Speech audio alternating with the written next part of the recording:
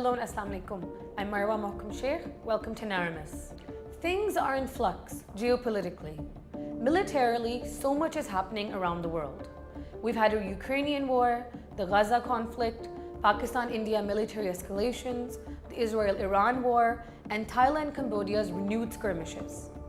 The character of these military conflicts are varied, from tit-for-tat military escalation to attacks on nuclear sites to barbaric fighting mirroring genocide. Among them, for us to discuss here today, is the 4-day conflict between Pakistan and India. A lot has been written on it, and a lot will follow. Unsurprisingly, both sides claimed victory in their versions and have drawn different lessons from the episode. So with the advantage of hindsight, let's analyze some aspects of this 4-day military escalation of May 2025 between Pakistan and India. At the operational level, there is a growing consensus among strategic experts that Pakistan gave a bloody nose to India. International military observers have confirmed that Pakistan was able to shoot down 6 Indian fighter aircraft in this 4-day air battle without losing a single plane. Although a few questions were raised about the performance of Pakistan's ground-based air defense, such analysis will remain incomplete without the availability of accurate data. Similarly, Pakistan was also able to hit back successfully on many Indian military targets, thus raising similar question marks over the performance of Indian ground-based air defense. Most of the operational level successes and failures, as claimed by both sides, remain shrouded in obscurity due to the unavailability of accurate information. However, at the strategic level, there is relatively more transparency regarding what happened and who gained or lost what from this 4-day encounter. First, it's clear that militarily, India pushed the boundaries further by striking deep into Pakistan at both military and civilian targets through long-range vectors, thus initiating non-contact warfare in South Asia.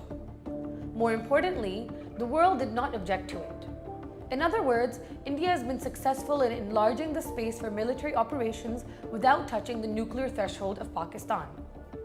Careful and calibrated selection of targets and non-contact vectors like the Air Force, drones, missiles, rockets, cyber, etc. by both sides enabled them to keep the military escalation below nuclear limits. The Pakistani stance that deterrent stability in South Asia remained intact as the military escalation did not spiral down to a full-blown, large-scale conventional war also holds value, since both sides were careful not to cross each other's red lines. Pakistan's military effectiveness to fight conventionally quickly re-established the intra-war deterrence, filling any space for war. Second, India has also been able to push the political envelope further by holding the Indus Water Treaty in abeyance for an indefinite period. It's worth noting that in 2019, following the Balakot strikes, India abrogated Articles 370 and 35A, thereby altering the decades-old status quo in Jammu and Kashmir. Hence, in the garb of limited military escalations with Pakistan, India has been successfully pushing the political and diplomatic boundaries with impunity in line with its strategic interests. Now, Indian thinking seems to indicate that water security will replace Kashmir as the core issue for Pakistan. Thus, in their opinion, it would be more convenient for India to bargain for a stoppage of alleged Pakistani support for terrorism in exchange for water. From Pakistan's perspective, this is another dangerous development, since the world has not objected to India's belligerence against a well-reputed and time-tested international treaty. Although the Court of Arbitration established under the treaty has rejected India's stance, it does not prevent India from violating its obligations stipulated under the treaty. Similarly, President Trump announced his desire to mediate on Kashmir, much to the dismay of Indians. This desire may not also bear fruit, as India continues to be the US's strategic partner in the Indo-Pacific strategy, aimed at containing China. Third, the apparent geopolitical warmth shown by the US towards Pakistan, starting from the infamous ceasefire tweet by President Trump, which irked the Indians, also caught both Pakistan and India by surprise. Some analysts attribute this to the typical unpredictable Trump style.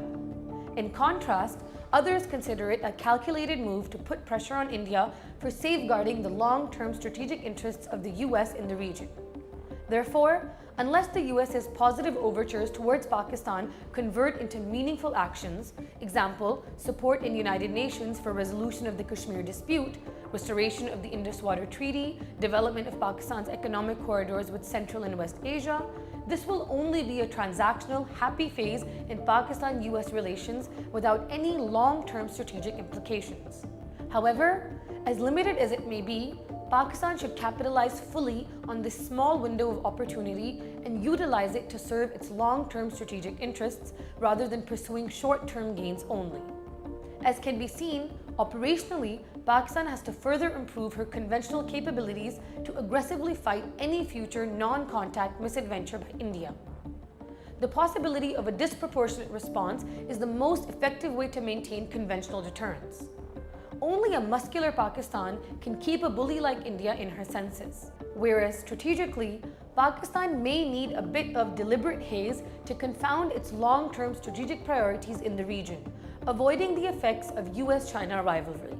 Though US-Pakistan relations will remain transactional due to a lack of any strategic convergences, these are still important. On the other hand, China is an all-weather friend, much dependable and more reliable. As regards India, she has to give up her hegemonic ambitions and sit down to resolve outstanding issues with Pakistan. She must understand that only her stubbornness not to engage in bilateral talks with Pakistan has created the space for third-party intervention. To exert a pull on India, Pakistan must move forward with greater strategic clarity to work towards enhanced regional economic integration with its Western neighborhood, including West and Central Asia, as well as Russia. As Pakistan reorientates to act as a pivot rather than a pawn in the US-China rivalry, it should exert its rightful geopolitical influence by building a stronger military muscle, reducing any space for military conflict and seeking larger alliances with her Western neighbors to safeguard her strategic interests. A stronger Pakistan can act as a West Asia fulcrum, smoothing even cross-purpose geopolitical interests. What are your views on the subject? Drop them in the comments below. Until next time, Allah Hafiz.